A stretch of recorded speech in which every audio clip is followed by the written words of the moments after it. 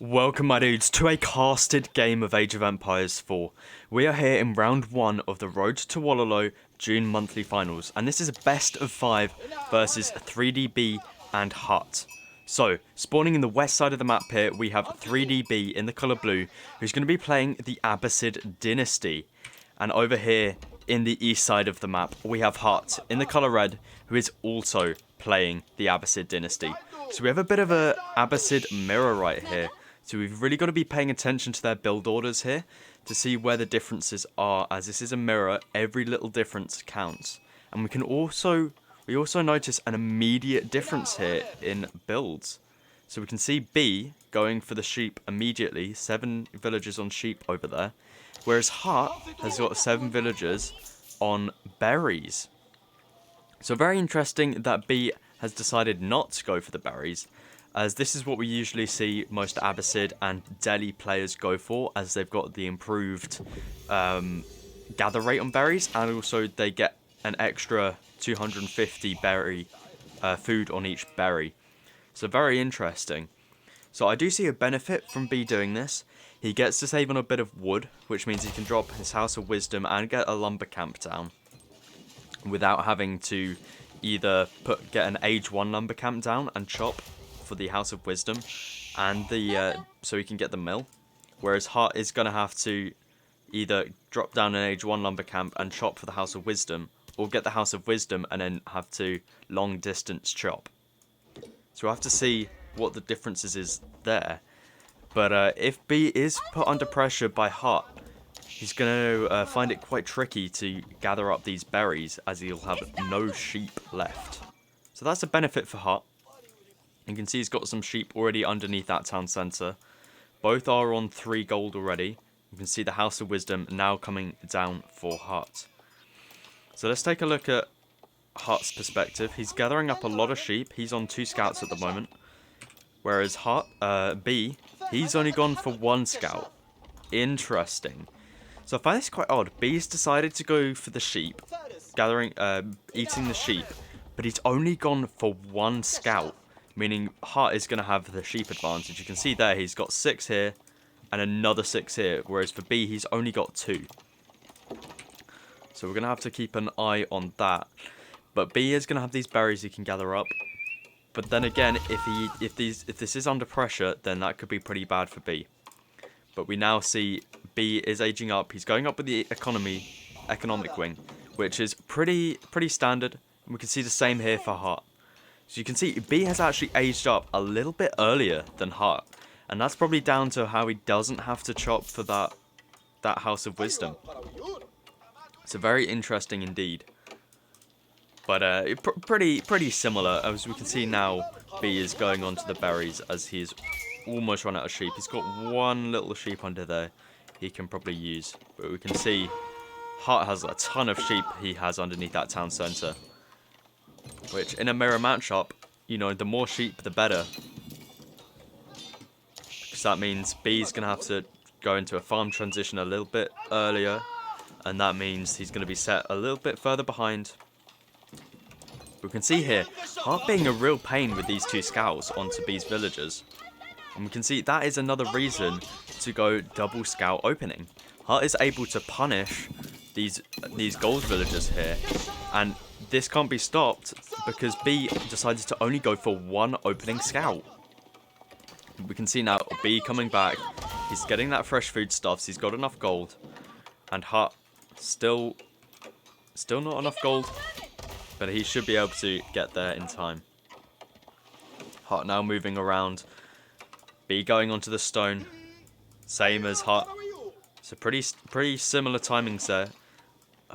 B does have 6 villagers compared to only 3 for HuT, so B might be able to get up his town centre a little bit faster.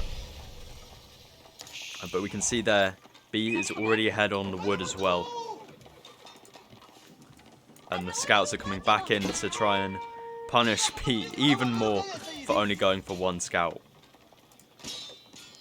I mean, you do save some food on going only 1 scout. You get a villager and you save 20 food. But you know, I do really think that 2 scouts is very important, especially for stuff like this. Like, HuT is being such a pain right now. He's using up B's APM. And there's not a lot B can do about it. Back in the base of HuT, we can see he's got quite a lot of villagers onto stone now. He's got 10 villagers. He's almost got enough wood. And B has enough wood. He's just waiting on this gold, who has got 9, not gold, sorry, stone. He's got 9 villagers on stone there. And these scouts still being an absolute pain. So we see town centre should go down at pretty much the same time. We can see 6 villagers being pulled here to place a town centre. Is he going up here maybe? Maybe on the deer? I think it might... Yeah, here it is, on the deer. So this is what we see quite often with Abbasid players. They place it on top of a deer patch. Makes it really nice and easy to gather up these deer. You can see the same here for HuT, doing the exact same. What a mirror this is. Pretty much an exact mirror so far, apart from the openings, which, to be honest, didn't really do too much. And we can see HuT being an absolute pain right here, pushing these deer as far as he can away from the town centre, which means B's going to have to travel a little bit further to gather up these deer, which in a mirror makes quite a difference, because as we can see over here, HuT is going to have these deer nice and close to the town centre. But it does seem like HuT is going to go for that third town centre to try and one-up B, but it seems like B is also going to be doing the same. And both on pretty much the pretty similar amount of resources there for that third town centre, sorry. And we can see B has almost reached tier 1 of the Golden Age. He needs, I think, 1 more building? 2 more buildings. Okay. And we check in with HuT over here. He's 3 buildings away, but I think, there we go. B has reached tier 1 of the Golden Age. So that's going to provide him 10% extra for all resources gathered by villagers. So that's quite huge in a mirror. At the moment, B sits on 29 villagers. That's an extra, like, just slightly under 3 villagers he's got extra. Whereas HuT over here, sitting on the same amount of villagers, but does not have that Golden Age. But I think he'll get it very shortly. He's still 3 buildings away. He's building the town centre, so that should up it to 8. But if he just drops down 2 extra houses, he's got the wood for it. Just drop down 2 houses, and you get the equivalent of 3 extra villagers. And that scales as well. You see him dropping down a stable now. So what's that? 1 more building. Come on, HuT. 1 house. And we can see the third town centre has come down for B. It's up here on the other deer patch. And both are on 3 town centres now. 2 stables coming down for HuT. He's going to be able to get himself the tier 1 of the Golden Age. We can see in the base of B, he has 1 archery range where he's going to be producing camel archers. He's already got 1 out here on the battlefield. And they're going to do a really good job against these horsemen. Because as we do know, the camel archer gives a debuff versus enemy cavalry, which is a really good bonus against horsemen. So we can see B is producing quite a few of these camel archers. I do like camel archers in this situation when the enemy has decided to go for double stable, because not only are camel archers they not only give the debuff, but they actually do quite a bit of damage versus these type of units. They can just slowly kite away, and they do a really effective job. But it seems like both players have decided to stop at the 3 town centre mark. 3 town centres is enough for them. We can see HuT is ahead by 1 villager, so not too much, but every villager does count, especially in a mirror. We can see composition's a little bit different here. Ooh. But we do have 2 stables now coming down for B, and an archery down for HuT.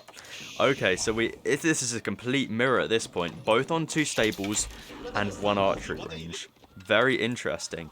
But it does seem like B already has 4 camel archers out, whereas for HuT he's only got 1, but way more horsemen. B is also going to be producing these horsemen, so a complete mirror at this point. The only difference here is that HuT decided to put this second town centre more closer to his base on this gold, instead of putting it on this other deer patch like B decided to. See HuT's army now going around, going to try scout out any villagers lurking nearby. He's going to be able to catch off some horsemen here off guard. But he does have these horse archers here that are going to be able to do some nice damage.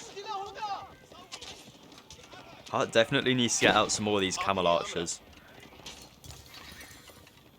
If this camel archer goes down, that could be very bad for HuT, as these horsemen are going to be doing way more damage towards his horsemen, because HuT's horsemen are going to be debuffed by B's camels. We've seen an engagement coming up now. HuT really does have the horseman advantage, but B has the camel archer advantage. You can see HuT focusing down the camel archers here. HuT's army really being split up right now.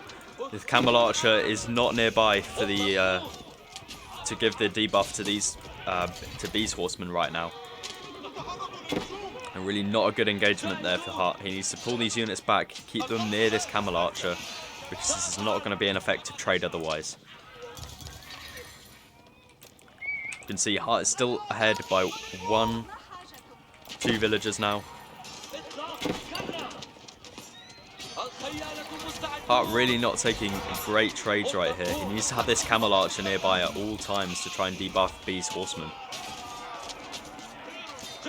HuT really is sacrificing these horsemen right here. As we can see, B doesn't have that debuff, whereas HuT does. You can see no more camel archers coming out for HuT, still sticking with that 1 camel archer, whereas B still with 4 camel archers. I think that's a 5th one coming out now, yeah. So, but here we go. HuT is starting to get a couple more camel archers in, but still sticking with mainly horsemen. But we can see a slight unit advantage right now for B. Ooh, HuT being very sneaky. I don't think he's going to catch many villagers off guard, as he will be able to move, and it's not going to be in range of any new villagers coming out. We do see a villager going down there for HuT. So they're on the same amount of villagers now. So only 1 villager there down for HuT. Not a big deal. But we do hear an age up now coming through for B.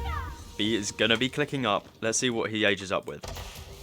So he decides to go up with the culture wing. So he's going to be able to get himself the preservation of knowledge, which is going to provide a 30% discount on all technologies.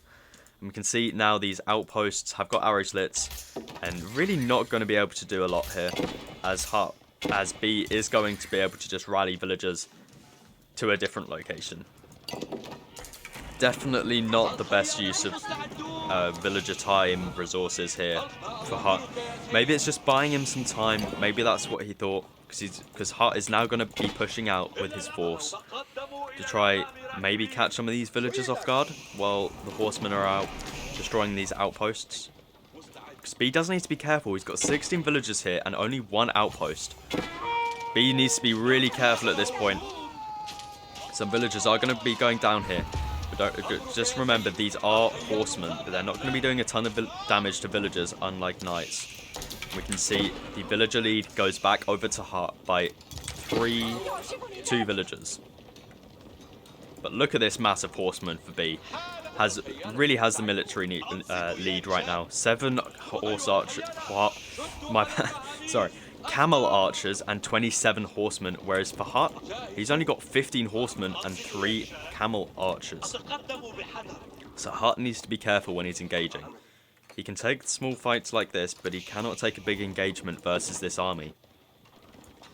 But we can see now 4 barracks are coming down, and also HuT is aging up with the culture wing. So maybe looking to go into men-at-arms or something. Probably not the best choice versus this composition, so maybe he's going for spearmen. But we can see B has just reached the castle age. And tier 2 has been activated for HuT, whereas B is still on tier 1. Uh-oh. This is not good for HuT. All his villagers are being trapped in here. And HuT doesn't have the military advantage to push this away. Ooh. So B now taking an 8 villager lead right now. And HuT has decided to go in for the engagement. This is not a good decision versus this military mass by B. B has the advantage. You cannot take a fight like this. But we do see Spearman now coming out for HuT. Hopefully this was going to deter B away. Spearman being a very good counter here. Apart from the Camel Archers. The Camel Archers do some good bonus damage versus Spearman. So needs to be careful here. It seems like B has completely demolished HuT's army. And he has the villager lead by 9 villagers. And Spearman should be able to deter B away, but is it going to be enough? We also see some crossbowmen coming out right now as well. Interesting. Crossbowman's an interesting choice when there is no heavy melee or heavy armored units out on the battlefield. Crossbow are good versus things like men-at-arms and knights, because they've got high armor. But definitely an interesting choice versus camel archers and horsemen. But it does seem like now B's army is being cleaned up by HuT. But the amount of idle time this has cost HuT is pretty ridiculous. And still the 10 villager lead for B. Also interesting to see that B has decided to add in some camel riders. So a pretty decent versus horsemen, I guess. But it doesn't seem like HuT is making any horsemen at this point in time. And more villagers going down for HuT. Ooh, 18 villager leads. Almost a 20 villager lead right here. This is not looking good for HuT at all, especially in a mirror right here. And we can see lots of knights now being pushed for for B. Interesting decision after seeing crossbow being produced. And another villager being taken out there for HuT. So look at that lead. We've got a 21 villager lead for B. He's going to keep on putting the pressure. But B needs to address these spearmen. And I think going more camel archers would be able to deal with that, as you can just kite away from the spearmen, and the crossbowmen aren't going to be that effective compared to archers against these guys. But we can see here, B has stacked up 1,000 stone. Same for HuT. He's got 900 stone, and neither of them have dropped a keep yet. So maybe we'll see B drop down a forward keep. That would be a great decision right now. Pull some of these fills from here and here, and drop down that forward keep. Maybe like here. And start, maybe get out a trebuchet, start burning down some of these production buildings. Because this is where all of HuT's production is. It's a bit of an engagement here. And archers being pushed now for HuT. Interesting. Surprised there's not more crossbows, considering the amount of knights here. HuT, you need to be careful. You need to be careful. That's going to be more villagers going down if he's not careful. But HuT does manage to get these spearmen here in time. And B's going to be caught off guard here. He should be able to just run around the sides. More villagers though. HuT, you need to be careful. But it looks like HuT is in a fine position here. But that's still idle time. And especially with this villager lead B has, that's not what you need right now. We can see here, B did try to get up an outpost over here, but gonna be denied. And lots of knights and camel archers being pushed now for B. Quite a mass being built for HuT. He's got 11 crossbow and 32 spears at the moment. That should do a pretty good job, because B does not have a big mass right now. They may be quite expensive units, but they're not going to do very well against spearmen and crossbowmen. So B needs to be careful right now. And decides to go for the aggressive mosque. Very interesting choice. That could be punished, but it does seem like HuT has run out of gold. He's got a gold in base here, but decides to go for this one over here. Interesting. Unless he's going for that aggressive keep. He does have 2,000 gold right here. Maybe he's thinking about going for that keep. Springled emplacement coming out for this tower. HuT needs to be careful not to lose his bills. And here comes the aggressive keep for HuT. And we can see another keep over here for B being put down at the exact same time. The keep is cancelled here for HuT. And a tower has been decided to be placed instead.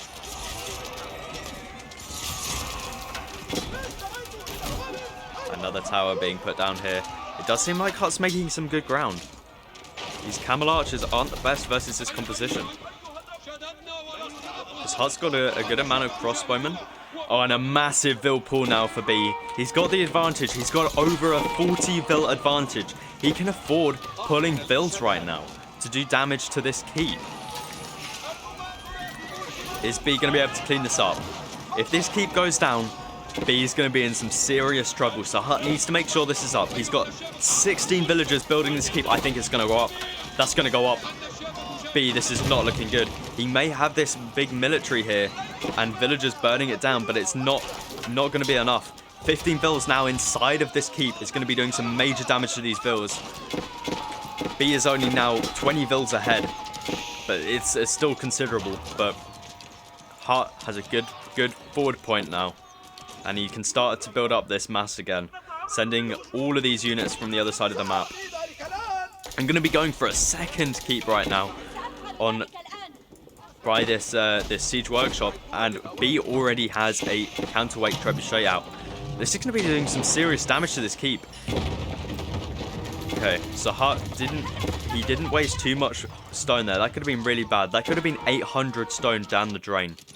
We can see here B going for a bit of an aggressive keep right now. HuT going to be losing even more vills. He's down to 91 villagers. B is still on 123, and he's secured up this gold mine. HuT's still got this gold mine here, and this gold mine here. 4,000 gold here, and 8,000 gold here. We can see B pulling Imam, going for that Walolo. HuT needs to be careful. HuT, you need to be careful. Ooh, that was a close one there for HuT. We can see two trebuchets out right now for B. Going to be trying to take down this keep, but the military numbers are here right now for HuT. And these extra range spearmen are going to be great at taking down these counterweight trebuchets. This keep is going to be staying up. It's going to get repaired by these villagers. But we can see HuT is still on 91 villagers. And B doing a Vil pull right here. This keep should go up for HuT. Going to be able to deny this stone. Oh, boiling oil right there. This could be terrible for HuT. For B, sorry. 31 villagers right there. But we can see a mangonel coming out now for B. Going to try and shut down some of this military. But we can see over here, HuT is taking down this very aggressive tower and mosque.